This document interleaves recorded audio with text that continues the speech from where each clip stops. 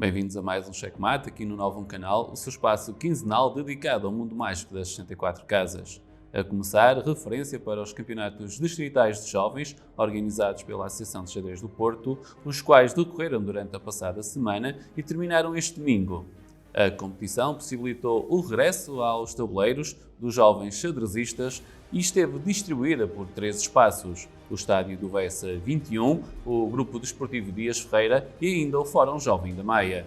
Ao longo da competição, os jovens tiveram a possibilidade de lutar pelos títulos de campeões distritais e, neste particular, estiveram em destaque jovens da região.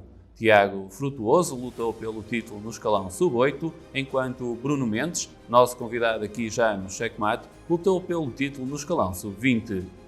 Referência ainda para a participação de outros jovens da região, neste que é um regresso dos jovens à competição presencial a nível distrital.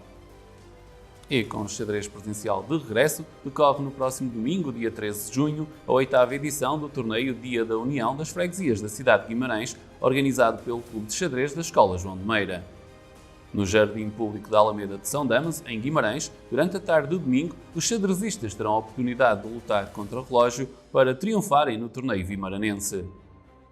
Para além dos torneios organizados pelos clubes e associações distritais, há ainda todo o calendário federativo.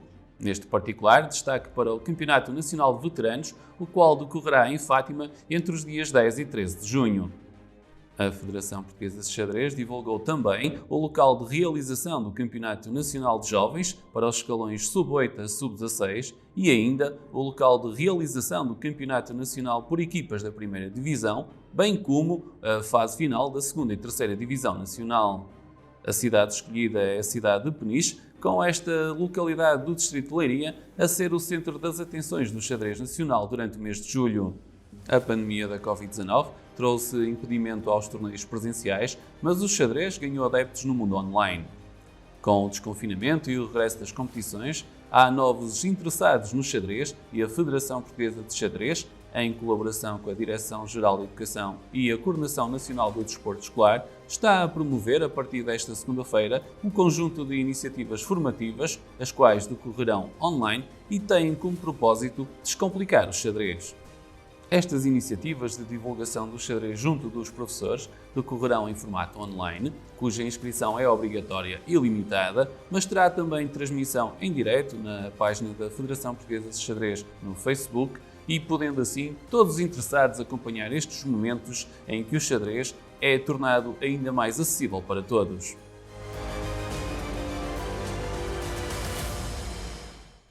E no xadrez passo a passo de hoje trazemos uma situação de mate em 3, em que as pretas têm a possibilidade de alcançar a vitória em 3 lances. Para isso, irão novamente efetuar um sacrifício, colocando-se eventualmente numa posição de desvantagem, mas cujo resultado final será a vitória.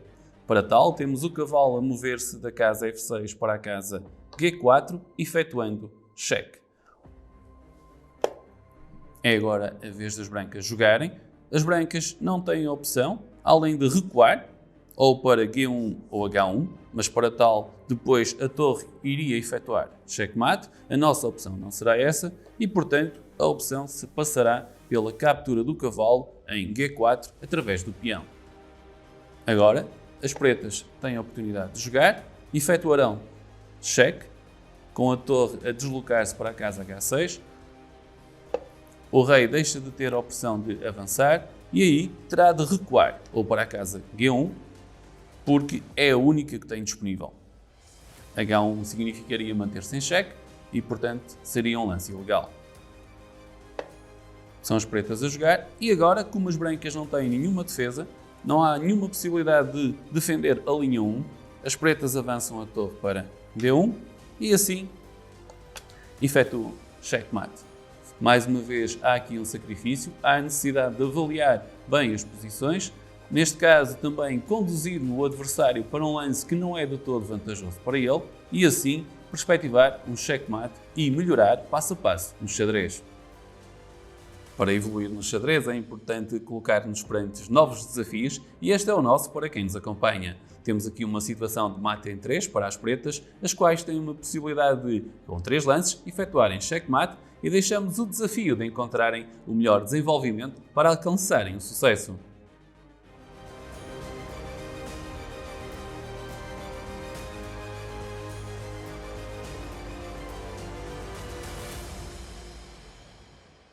E estamos de regresso a este Checkmate, um novo canal, com uma convidada especial, a mestre internacional feminina Jussara Chaves. Ela é brasileira, é uma xadrezista a residir em Portugal desde 2020 e tem uma visão do xadrez dos dois lados do Atlântico, além de uma longa prática desportiva que a levou a viajar por muitos países e contactar com diferentes maneiras de vivenciar o xadrez. Mestre internacional feminina Jussara Chaves, agradeço o tempo que nos dá e para falar de xadrez aqui no Novo Canal e começava por aí. Como é ser uma mulher já com uma vasta experiência no mundo do xadrez? É um prazer estar aqui, já acompanho outras entrevistas, né? E acho que é um belo trabalho de divulgação do xadrez. É, eu sempre estive no xadrez, porque eu comecei a competir, meu primeiro campeonato foi aos 9 anos de idade, num tempo em que não era comum isso, né? De crianças jogarem, não havia as categorias infantis. Então, eu sempre joguei xadrez, não tenho muito esse conceito, né, de masculino, feminino, de jogar contra homens, foi sempre assim. E foi fácil começar a gostar de xadrez? Foi fácil, porque meu pai gostava muito de xadrez. Nós somos 3 irmãos e ele ensinou os 3 a jogarem, né. Então eu tenho um irmão mais velho, que começou primeiro a competir, e isso acho que serviu um pouco de espelho, de vontade de também competir. E depois veio minha irmã mais nova também competindo. Portanto, uma família onde o xadrez já era uma prática comum. Era muito comum, era a nossa distração, era a atividade das tardes, e logo em seguida nós começamos nas competições. A competição acaba te prendendo mais ao esporte, né, do que só o lazer em geral. E, portanto, falou que por volta dos 9 anos começou a competir. Essa fase inicial de ir entrando em torneios, de competindo, era comum ter mais meninas, mais mulheres nos tabuleiros ao seu lado? Não, sempre foi mais comum enfrentar os homens, né, a não ser em competições exclusivamente femininas. E aí eu comecei o meu primeiro campeonato brasileiro feminino, eu já tinha 15 anos, né. Mas fora isso eu jogava todos os campeonatos mistos, então não era muito comum ter outras mulheres. E, como já referimos, é natural do Brasil, viveu durante muitos anos no Brasil, está em Portugal desde 2020. A realidade do xadrez brasileiro, neste caso, é diferente da realidade do xadrez nacional, daquilo que vai já conhecendo?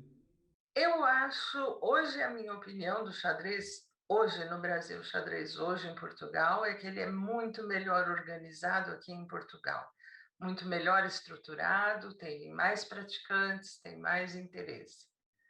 E isso deve-se talvez ao fenómeno da escala. O Brasil é um país imenso, com uma população também enorme, tem também os seus vários estados, com as suas várias confederações. Isso poderá contribuir para uma menor organização que refere?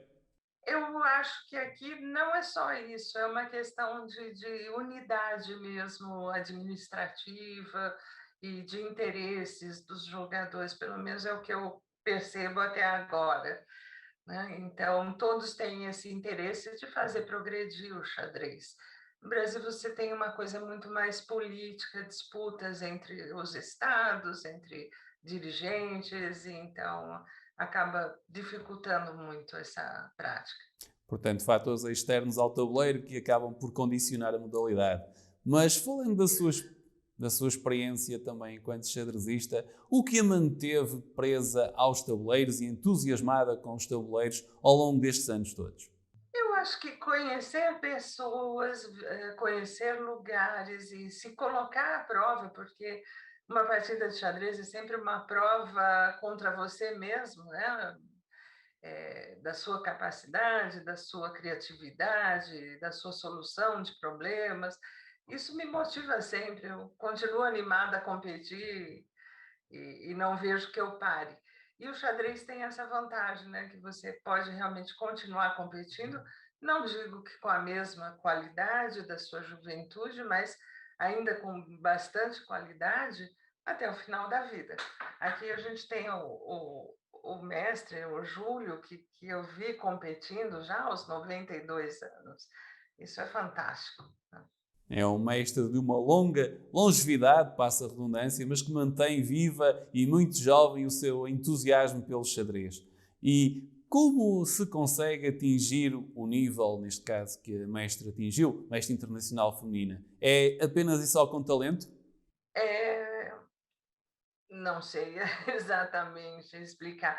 Eu acho que veio muito o desenvolvimento exatamente do confronto com os homens, né? Isso é uma coisa curiosa, já me perguntaram muito, demorei algum tempo a formular, mas eu tenho claro para mim que existe uma diferença de raciocínio do masculino para o feminino. Então, a forma de raciocinar numa partida de xadrez é diferente. E ao enfrentar tantos homens, você acaba adquirindo um pouco também da forma masculina, percebendo melhor essa forma masculina, né? Então, acho que isso levou a um desenvolvimento bom no xadrez.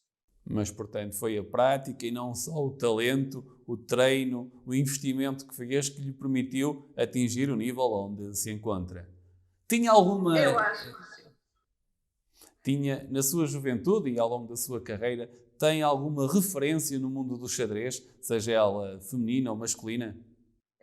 Se você fala assim em termos de ídolo, idolatria, eu acho que foi muito mais pelos campeões mundiais, talvez, né?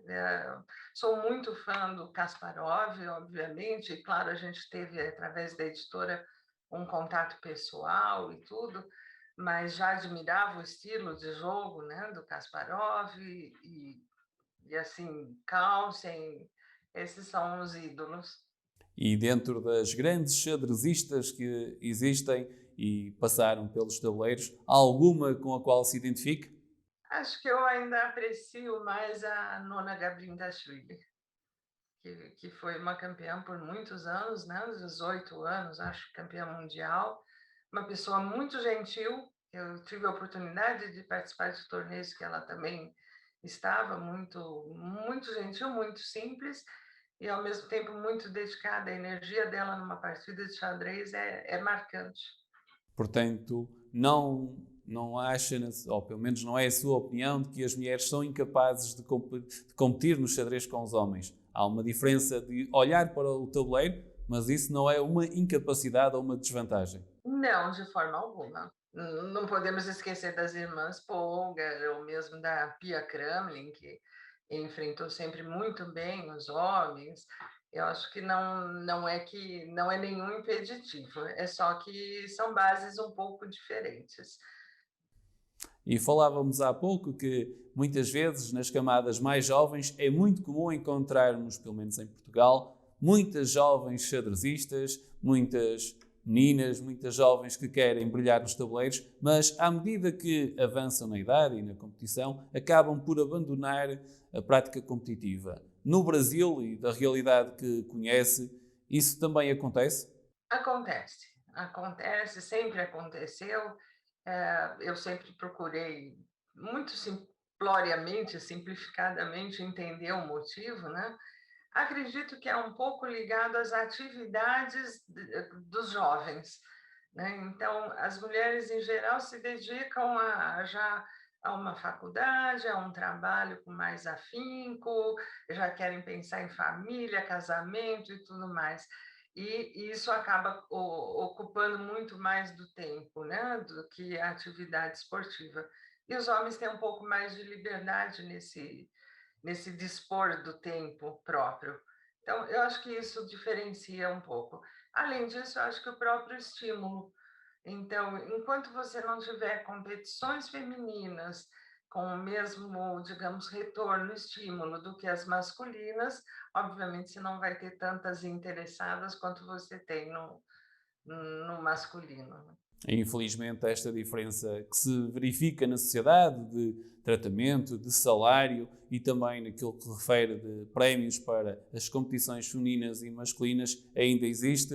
É algo que tem vindo a ser trabalhado e tentado ser anulado pelas entidades federativas, pelas entidades como a Federação Internacional de Xadrez, mas mesmo assim Acha, na sua opinião, claro, e da sua experiência, que é um fator que coloca ainda um entrave ao maior sucesso das praticantes no xadrez, é isso? Não tenho a menor dúvida, e tudo que eu conversei com jogadores de outros países aponta para isso. Então, em todos os países existe essa distinção. Eu, particularmente, tive uma carreira, uma certa sorte nisso, porque eu consegui rapidamente ser contratada, ter uma atividade profissional em xadrez, o que me permitiu me manter longe da minha profissão. Eu sou advogada, né? Ou solicitadora seria aqui, né? Mas eu me mantive por 10 anos só jogando xadrez, quando eu terminei a faculdade.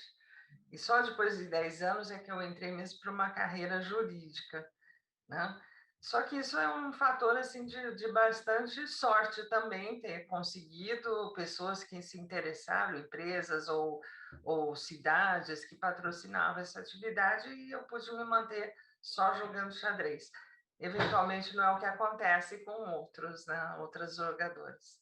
Falou aí de ser uma atividade, o xadrez enquanto a sua atividade profissional, portanto, era profissional do xadrez.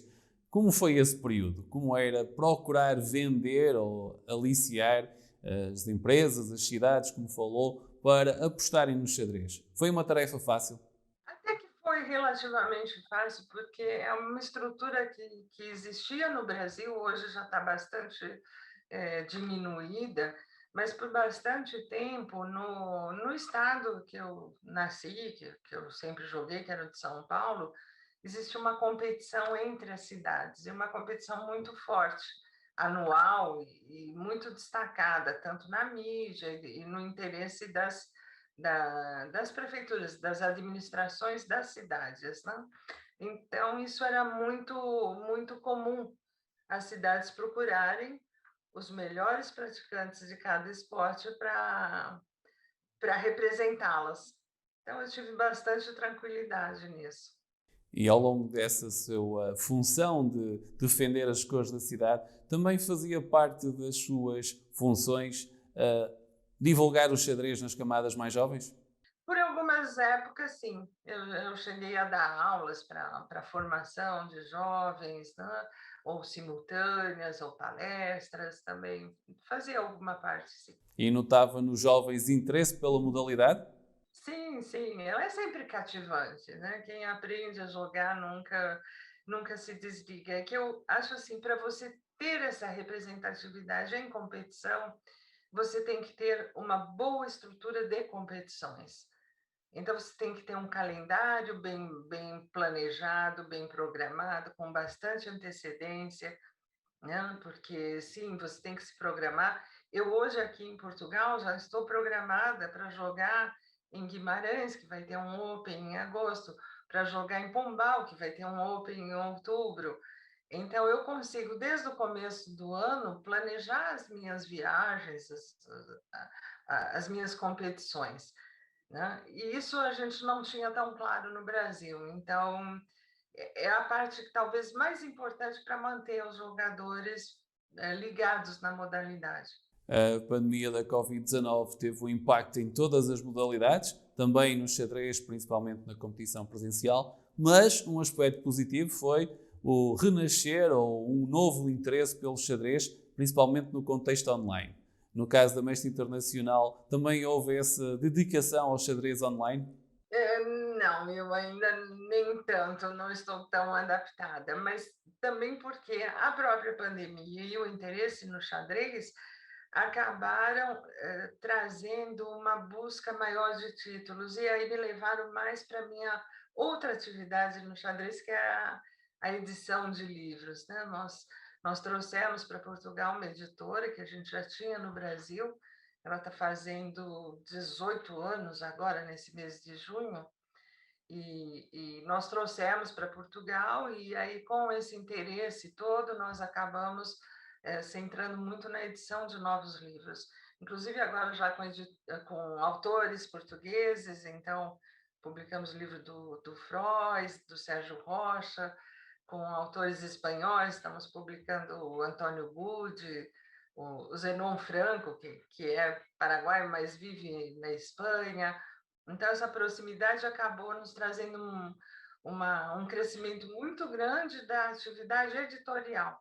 E, portanto, já que falou, e é importante também falar de outras atividades ligadas ao xadrez, a editora é a editora Solis, que está agora, como referiu, em Portugal, editou e, como já também enunciou, livros de alguns dos nossos convidados, o mestre internacional António Frois e também o mestre internacional Sérgio Rocha, fazem parte do vosso catálogo. E, falando disso, acha que há um público e há interesse por livros sobre o xadrez, e não só sobre o xadrez num aspecto mais de curiosidade, mas mesmo num aspecto mais técnico? Acho que existe, sim. Acho que existe bastante. Eh, a mim me dá mais prazer esse que traz a parte, também de curiosidades, de história, traz uma parte mais real, mais humana, né, do xadrez. Mas, também temos os livros técnicos, né, então.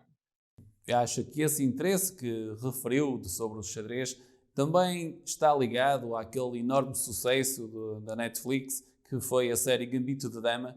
Certamente, certamente. A série foi muito feliz em mostrar, como é o ambiente, inclusive, no caso, para as mulheres, como uma mulher também pode competir, né, mas a gente percebeu sim uma procura muito maior, ao tempo da série e que continua boa até hoje, né. E exatamente falou que a personagem principal é uma personagem, é uma xadrezista, enquanto xadrezista com experiência de largos anos, com muitos torneios, muitos países, achou que há ali uma identificação daquilo que é a prestação feminina nos torneios e também a forma como olham para as xadrezistas. Talvez sim, no resumo sim, de como é, né. Existe sim uma forma um pouco diferente, talvez hoje em dia já esteja mais igualado, porque acho que na própria sociedade já está mais equilibrado a maneira de olhar, né, então já não há essa distinção tão grande. Mas como a série é situada também num tempo passado, né, acho que sim, ela representa muito o que era, o que eu ainda passei, né, mas o que eu acho que hoje já não existe tanto. Portanto, nunca esquecendo, esta é uma obra que foi adaptada, é uma obra histórica de um período diferente e, portanto, onde a mulher era ainda olhada com desconfiança quando se apresentava nos tabuleiros. Quando E se que apresentava conselho, independentemente até, né, quando se apresentava de forma autônoma e independente, não só no tabuleiro. claro, e falando exatamente desse legado que ficou retratado na série Gambito de Dama e que depois também é resultado de um livro já datado, acha que pode ser um incentivo para novas xadrezistas e para uma nova geração de xadrezistas femininas a dominarem os tabuleiros? Acho que sim, não digo a dominarem, mas a participarem mais, né, então, eu já vejo hoje, assim como a gente vê, curiosamente, no futebol. O futebol feminino é uma coisa recente, né, no meu tempo de jovem não seria nem cabível pensar em futebol feminino.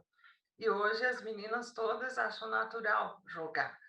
Então eu acho que isso também vai acontecer com o xadrez. Faltará talvez um pouco essa estrutura, né, de transformar em torneios, em competições que incentivem. Mas a prática eu já vejo que existe bastante interesse na casa, no lar e tudo, não vejo mais o bloqueio que existia antes. O xadrez já não é olhado apenas como um desporto para as elites ou para apenas e só um extrato social. Não, nem só para os homens, como era. É importante também essa universalidade do xadrez, é para todos, de todas as idades e também sem escolher a sua proveniência social.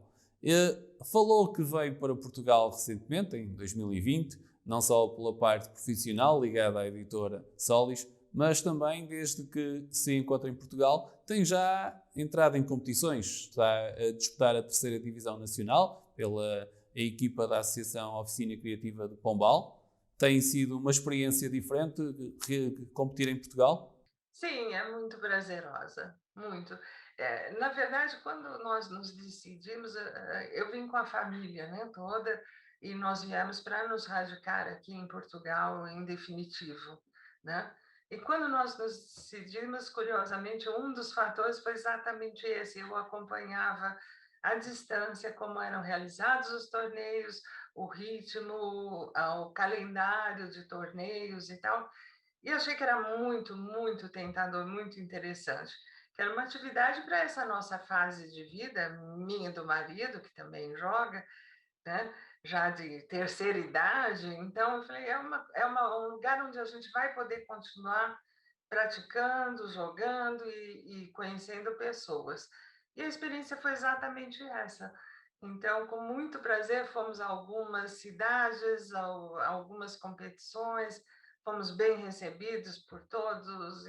É muito gratificante participar aqui. E com essa vasta experiência, como analisa o nível dos xadrezistas que vai enfrentando, neste caso na terceira divisão nacional, mas também nos torneios que virão de certeza fazer parte do seu calendário competitivo? Eu acho que é um nível muito bom. É muito bom, sim. Pelo que eu tenho visto, é bom.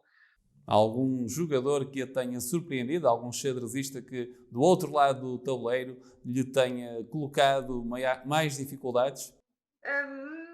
Não ainda, eu joguei muito pouco ainda, na verdade, né, acho que eu tenho 4 ou 5 partidas e um campeonato de partidas rápidas, que também é só por diversão, não é exatamente a minha característica, né, jogar rápido. Então, mas assim, ainda não deu para conhecer muito, porque até em função da pandemia, o acompanhar um torneio de xadrez ainda é algo difícil por causa do isolamento, do distanciamento. Você acaba olhando de longe, né, uma partida, então não deu ainda para reconhecer tudo. Devo depreender das suas palavras que efetivamente tem uma grande vontade de jogar presencialmente. Esse é, acima de tudo, aquilo que mais lhe cativa no xadrez. É o que me agrada muito. Eu gosto de conhecer as pessoas, eu gosto de perceber a reação das pessoas, visualizar essas pessoas. Então, o xadrez no computador ainda não me atraiu. E que conselho deixava às xadrezistas que agora estão a começar a descobrir o mundo mágico do xadrez? Quais as recomendações, os conselhos, as orientações para estas jovens que anseiam também serem rainhas no xadrez? Eu acho que elas devem mirar o futuro bem distante. É uma atividade que pode acompanhá-las pela vida toda. É uma atividade de integração muito importante, de concentração, de raciocínio, né. Eu acho que elas devem sim buscar participar dos torneios e pleitear cada vez mais torneios, e não se limitarem a torneios exclusivamente femininos. A gente ganha muito jogando também os torneios absolutos contra homens, né. Você ganha muito na qualidade de jogo. E há também uma vertente importante, já referida ao longo desta conversa, a socialização, o conhecer novos países, novos jogadores. Essa é também um aliciante para que pode estar na base do maior interesse no xadrez por parte das gerações mais novas. Eu acho que deve ser sim, eu acho que sim, conhecer outros lugares e outros povos, outras culturas, eu acho isso muito interessante, muito cativante. E ele pedir, neste caso, um desafio, que seria, olhando para aquele que é atualmente o melhor jogador, ou considerado o melhor jogador da atualidade, Magnus Carlsen, acha que ele ficaria, digamos, como um digno adversário de Bobby Fischer? Acho que seria, acho que seria. E relativamente a um dos ídolos que já referiu, o Garry Kasparov. Também, também eu tenho certeza que seria. Eh os mais modernos têm uma forma de estudo muito diferenciada, né, uma dedicação e estudo muito diferenciados e materiais de estudo muito mais acessíveis, né? Então, a força deles é muito grande. E acredita que a geração de novos xadrezistas, como por exemplo a Alireza Firuza, pode também ser um grande adversário no futuro de Magnus Carlsen pelo título de campeão mundial?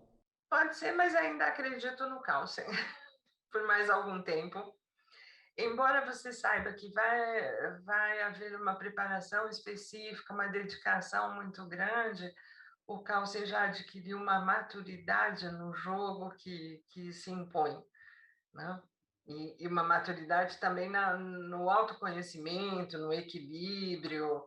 Então, acredito que ele ainda mantenha por mais algum tempo.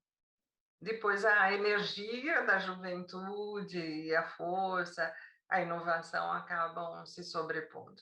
E o conselho para os jovens, sejam eles meninos ou meninas, que hoje entram no xadrez e anseiam chegar ao nível do Carlsen, qual será para eles, na sua opinião, o caminho? Confiar no talento ou, como também referenciaram já outros convidados, uma dedicação e um estudo intensivo? Sem dúvida, a dedicação é muito importante, o estudo.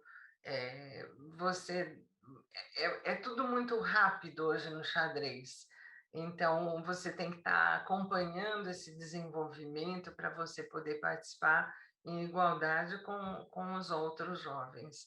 Agora, sem dúvida, competir muito, porque é aí que você realmente cresce, né, e aprende e grava muito a experiência, né?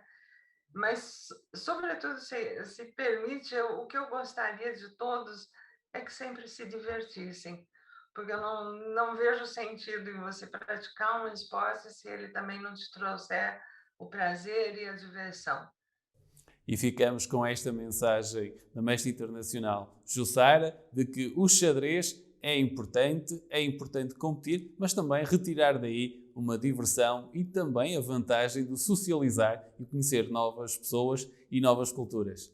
Mestra Internacional Feminina Jussara, agradeço o tempo que nos dedicou aqui no Checkmate no Novo Canal. Desejamos-lhe muita sorte para os seus confrontos da Terceira Divisão Nacional e também para os torneios onde irá competir. E assim fica o convite para nos acompanhar aqui no Checkmate no Novo Canal.